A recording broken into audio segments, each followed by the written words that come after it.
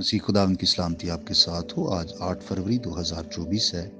मत्ती रसूल की मार्फत लिखी गई इंजील मुक़द्दस के आज बाय तफसीरी मुताला को जारी रखते हुए आज हम 21वें बाब की 33वीं आयत पर गौर करेंगे और इसमें ये लिखा है, एक और तमसील सुनो। एक घर का मालिक था जिसने ताकिस्तान लगाया और उसकी चारों तरफ अहाता घेरा और उसमें हौज खोदा और बुर्ज बनाया और उसे बागबानों को ठेके पर देकर परदेश चला गया। आमीन। यहाँ पर मसीह खुदावंद की एक और तमसील है और ये तमसील यहूदी कौम के गुनाह और बर्बादी का वाज़े बयान करती है। यहाँ पुराने अहदनामे की कलीसिया यानी यहूदी कौम के इस्तेहकाक और अजाज का बयान है। इस बात को बागबानों को ताकिस्तान ठेके पर देने से जाहिर किया गया है। गौर कीजिएगा कि खुदा ने दुनिया में अपने लिए एक कलीसिया कायम की, एक कौम का चुनाव किया। खुदा की बादशाही को यहाँ ज़मीन पर एक ताकिस्तान से तशबीह दी गई है।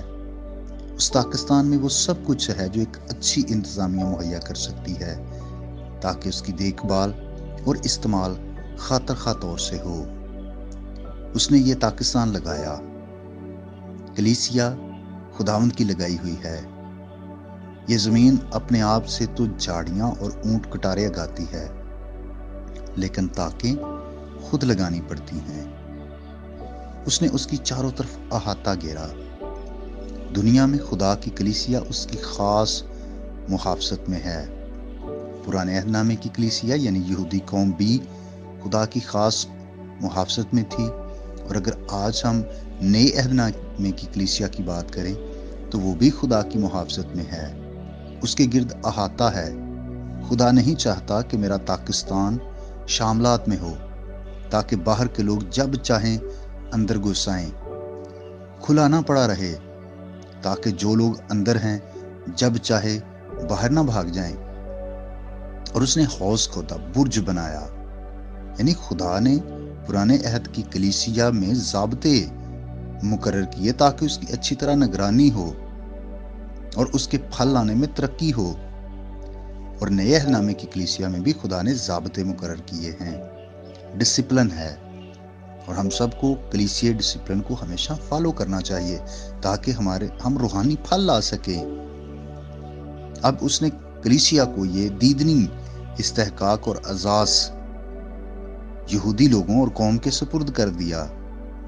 उसने उन्हें बागबानों की तरह ठेके पर दे दिया क्योंकि वो उनको आजमाना चाहता था। खुदा उनसे इज्जत और ताजीम हासिल करना चाहता था। फिर वो प्रदेश चला गया। खुदा ने कोहे सीना पर दीदनी ज़हूर के साथ यहूदी कलीसिया कायम की, यानी खुदा ने कोहे सीना पर अपना दीदार उनको करवाया और फिर एक लिहाज से वो पीछे हट गया। उसके बाद उनको ऐसी दीदनी रोया नहीं मिली, बल्कि अब उनको इन्हिसार तहरीरी कलाम पर करना था। अजीज भाई और बहनों, इस तमसील पर हम मजीद भी सीखेंगे। आइए हम दुआ करें।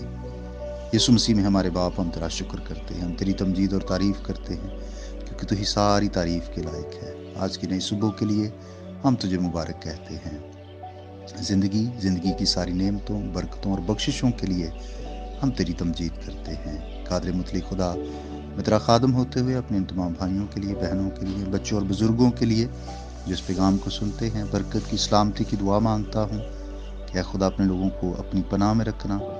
दुख, तकलीफ़, मुसीबतें, परेशानियाँ यीशु मसीह के नाम से तेरे लोगों की ज़िंदगी से जाती रहे। ईमान की कमज़ोरी जाती रहे, हमारे ईमान को बढ़ा।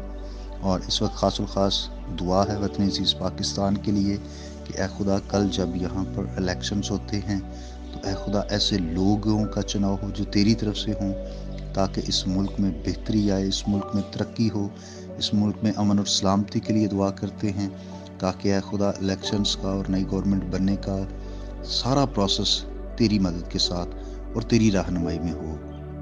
हमारी दुआ है कि इस मुल्क में यीशु मसीह का नाम जलाल पाए और आसमान की बादशाही को और ज़्यादा वुसअत मिले। हम सब के साथ हो, हमारी बड़ी मदद फरमा, यीशु मसीह के नाम से, आमीन। मेरा नाम पास्टर बिशारत है और ये पैगाम आपको इवेंजेलिकल चर्च अटक की तरफ से भेजा गया। अब तक हमारा चैनल सब्सक्राइब नहीं किया तो अभी सब्सक्राइब करें और बेल आइकॉन को क्लिक करके हमारी लेटेस्ट वीडियोस के बारे में अपडेट जानें।